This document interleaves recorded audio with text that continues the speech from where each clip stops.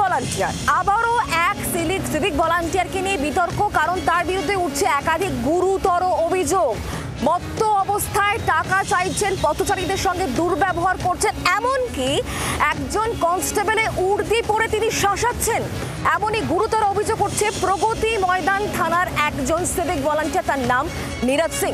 তাকে ইতিমধ্যে পুলিশ গ্রেফতার করেছে।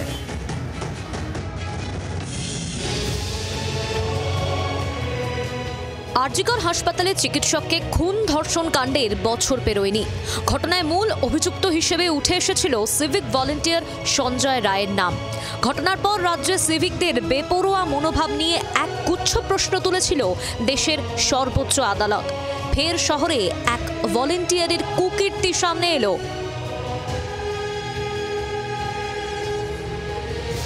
পুলিশ কনস্টেবলের উর্দি পরে পথচারীদের সঙ্গে দুর্ব্যবহারের অভিযোগ উঠল সিভিক ভলান্টিয়ার নীরজ সিং এর বিরুদ্ধে।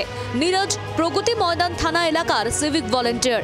অভিযোগ, শুক্রবার সকাল থেকে মত্ত অবস্থায় কসবা থানা এলাকার একটি মলের কাছে স্থানীয়দের সঙ্গে দুর্ব্যবহার করছিলেন তিনি।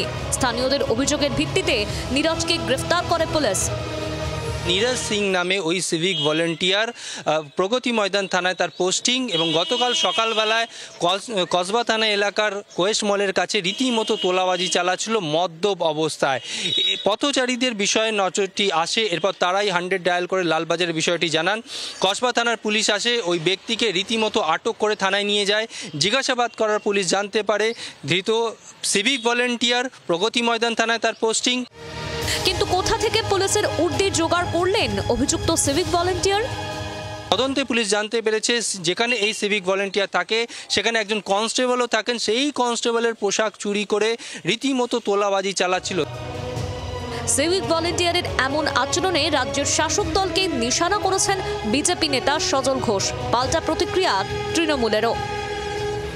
মদ একা মদন খাবে? সিভিক ভলান্টিয়ার বলে কি মানুষ নয়? দুপেক মদ খেলেও আপনারা রাগারাগি করবেন? এর আগে ওই সঞ্জয় রায়, সেও তো মদ খেয়েই ছিল। আমি আপনাদের একটা কথা বলি, শুনুন। এই যে বলছেন না পোশাকটা নিয়ে চলে গেছে, আমার মনে হচ্ছে আপনি ঠিক বলছেন না। আপনি খোঁজ নিয়ে দেখুন ওই পুলিশ কনস্টেবল এই পোশাকটা ভাড়া দিচ্ছিল কিনা। যে অন্যায় করেছে পুলিশ তাকে পুলিশই গ্রেফতার করেছে। যে একজন সিভিক যদি অন্যায় করে থাকে তার জন্য যদি গোটা ডিপার্টমেন্টকে রেসপন্সিবল হতে হয় বা তার জন্য যদি সরকারকে বদনাম করতে হয়, তাহলে তো অবিলম্বে বিজেপি গোটা দেশের যত এমএলএ আছে সব কটাকে রেপিস বলা উচিত। তাই খুব স্বাভাবিকভাবে রাজনীতির ঘোলা জলে মাছ ধরাটা খুব সহজ। সিভিক ভলান্টিয়ারদের দাপট নিয়ে আমজনতার অভিযোগ নতুন নয়। সম্প্রতি পাঁশকুড়ায় এক কিশোরের আত্মহত্যার ঘটনাতেও নাম জড়িয়েছে এক সিভিক ভলান্টিয়ারের। বারবার কিভাবে সিভিক ভলান্টিয়ারদের এত জুলুমবাজি, কেন তাদের নিয়ন্ত্রণে আনা যাচ্ছে না? ঘুরে ফিরে এই প্রশ্নগুলোই আবার উঠছে।